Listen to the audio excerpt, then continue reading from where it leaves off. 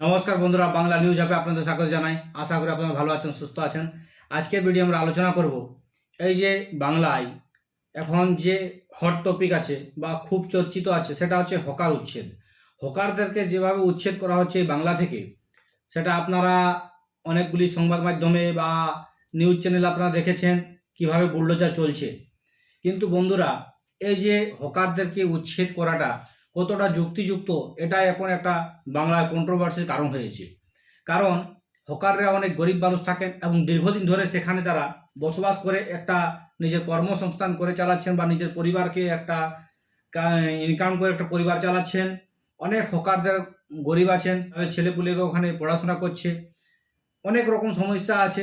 এখন যে পরিস্থিতি যে বাংলায় রোজগার নেই, কারণ দিদি যেরকম বাংলাকে ছেড়ে গেছেন বা বাংলার কন্ডিশনটা যেরকম করে গেছেন দিদি, সেইভাবে দেখি তাহলে এখানে দেখতে পাবো কি কর্মসংস্থান বলেই নেই।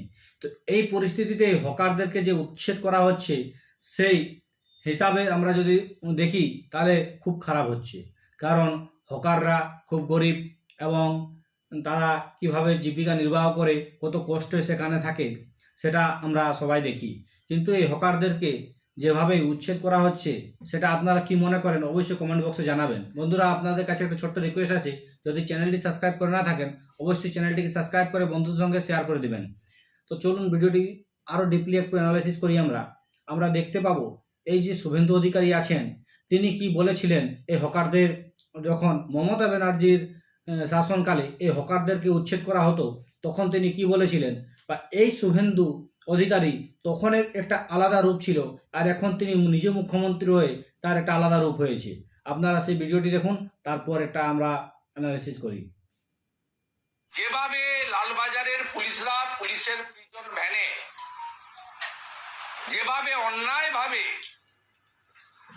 তুলে নিয়ে আসার ছবি দুদিন ধরে প্রকাশিত হয়েছে, এটাকে হকার উচ্ছেদ বা জনগণের স্বার্থের কাজ বলা যায় না। এটাকে মানবতা বিরোধী। লোকসভা নির্বাচনে পশ্চিমবঙ্গে 29টা আসন পাওয়ার দম্ভের বহিঃপ্রকাশ এবং পুরসভা কর্পোরেশন এলাকায় হারের যে তীব্র জ্বালা যন্ত্রণা, যে জ্বালা যন্ত্রণা 2021 সাল থেকে নন্দীগ্রাম থেকে উনি বয়ে নিয়ে যাচ্ছেন, সেই জ্বালা যন্ত্রণার বহিঃপ্রকাশ বলে আমি মনে করি। আগামীকাল সিদ্ধান্ত পুনর্বিবেচনা না হলে আগামী পরশু থেকে যেখানে হকার উচ্ছেদ করবে, সেখানে পশ্চিমবাংলার জনগণকে, সমস্ত ধরনের মানুষকে, এলাকার ক্লাব, প্রতিষ্ঠান, জনপ্রতিনিধি, বিজেপির কার্যকর্তা, তাদের সকলকে আমি অনুরোধ করব, বিরোধী দলনেতা হিসাবে বাধা দিন। কি করবে? গ্রেফতার করবে, নিয়ে আসুন। এবং প্রয়োজন হলে আমিও যদি আগাম জানতে পারি কোথাও হচ্ছে উইদাউট নোটিস, আমি লিডার অব অপোজিশন হিসেবে আমি নিজেও বুলডোজারের সামনে বা পুলিশের সামনে দাঁড়ানোর জন্য প্রস্তুত আছি। আমার কলিগ এমএলএদেরকেও একইভাবে আমি আহ্বান করব। তাহলে বন্ধুরা, আপনারা শুনলেন 26 জুন 2024 সালে শুভেন্দু অধিকারী বলেছিলেন এই হকারদেরকে যে উচ্ছেদ করা হচ্ছে, তার পরিবর্তে কি তাদেরকে একটা পুনর্বাসন বা একটা নতুন কর্মসংস্থানের ব্যবস্থা করা হচ্ছে বা দিদি করছেন কি না, এই হকারদের উচ্ছেদ করার আগে তাদেরকে নোটিশ দিয়েছেন বা সময় দিয়েছেন, সেগুলি কোনোই করেছেন না তখনের সরকার। বা দিদির উপর এরকম অভিযোগ করতেছিলেন শুভেন্দু অধিকারী। তিনি এটাও বলেছেন কি বুলডোজারের আগে আমি গিয়ে দাঁড়িয়ে যাব।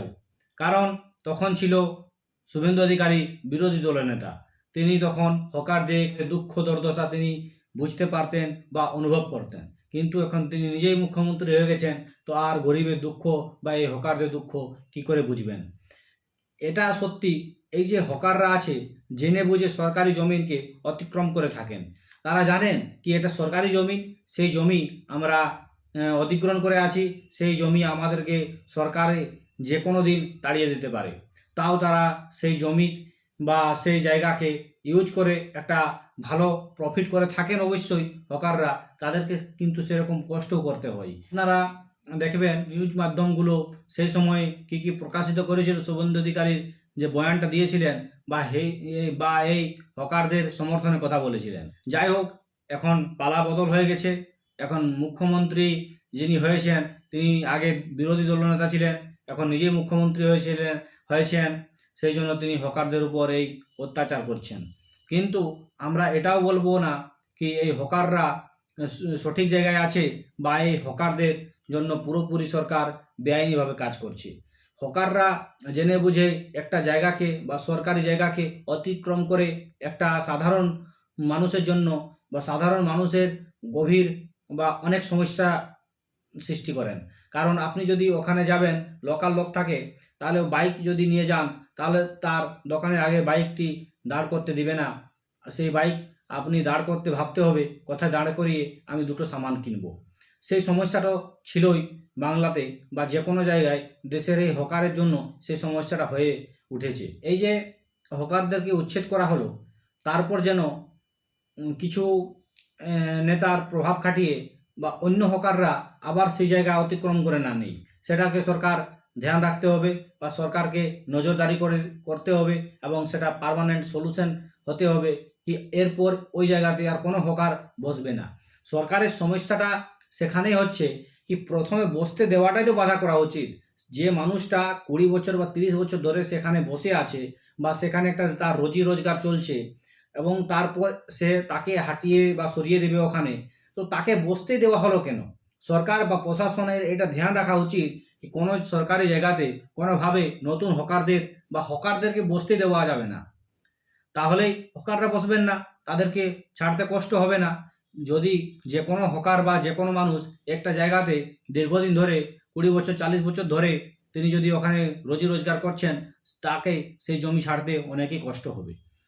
আপনারা এটাও দেখবেন আমাদের দেশে এই আদানি আম্বানিকে আমরা 100 একর 200 একর 1 টাকার হিসাবে জমি দিয়ে দিই বা 1 টাকাতে জমি দিয়ে দিই, কিন্তু এই হকারদের জন্য ফুটপাতে 1 ফুট জায়গা বা 10 ফুট জায়গা দিতে সরকারের অনেক কষ্ট হয়।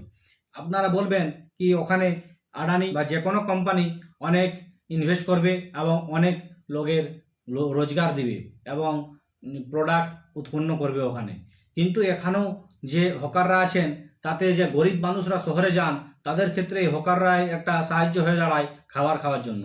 কারণ শহরে অনেক বেশি রেট থাকে খাবারের, আর সেই হকারদের কাছে একটা সস্তা রেটে গ্রামের মানুষ খাবার পান যদি এখান থেকে নিজের গ্রাম থেকে একটা শহরে যান।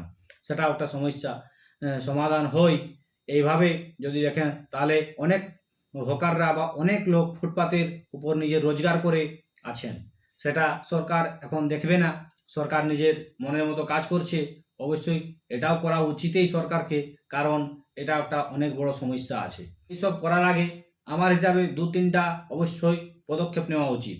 যেমন নোটিশ দেওয়া দরকার এবং সময় দেওয়া দরকার তাদেরকে কি তারা সরিয়ে যান নিজে থেকেই, তাছাড়া বুলডোজার দিয়ে সরিয়ে দেওয়া হবে। এটা কি সরকার করেছে সেটা আপনারা যদি জানেন তো অবশ্যই জানাবেন। তারপরে আমরা যদি বলি এই যে প্রান্তিক গরিব মানুষরা আছেন, যে গরিবের থেকে গরিব বা বৃদ্ধ গরিব মানুষরা যে হকারি করে খান, তাদেরকে একটা পূর্ণ কর্মসংস্থানের ব্যবস্থা অবশ্যই করতে হবে বা তাদেরকে একটা জায়গা দিতে হবে। কারণ আপনারা দেখবেন অনেক গরিব মানুষ এরকম আছেন বা বৃদ্ধ মানুষরা আছেন, চায়ের কেটলি নিয়ে বসে আছেন, চা বিক্রি করছেন বা কিছুজন আলু চপ বা ঘুগনি মুড়ি বিক্রি করে তাদের সংসারটা কোনোভাবে চালাচ্ছেন। সেইভাবে যে প্রান্তিক গরিব মানুষরা আছে তাদেরকে অবশ্যই একটা পুনর্বাসন বা একটা নতুন কর্মসংস্থান করা উচিত সরকারের। তারপর তো আমাদের বাংলায় ডবল ইঞ্জিন হয়েই গেছে, ডবল ইঞ্জিন সরকার হলো এবং আপনারা দেখবেন অনেক অনেক এখন কেন্দ্রীয় মন্ত্রী বাংলায় আসছেন এবং বাংলার জন্য নতুন নতুন প্রকল্প বা অনেক টাকা ইনভেস্ট করার পরিকল্পনা বা ডেভেলপমেন্টের কাজ হচ্ছে, যা খুবই ভালো আমাদের বাংলার জন্য। আমাদের বাংলায় এরকম উন্নতি হওয়া দরকার, কারণ দিদি যেভাবে শেষ করে গেছেন বাংলাকে, তার জন্য এই বাংলার একই উপায় আছে, সেটা শিল্পায়ন হতে হবে বা এখানে ইন্ডাস্ট্রি লাগতে হবে।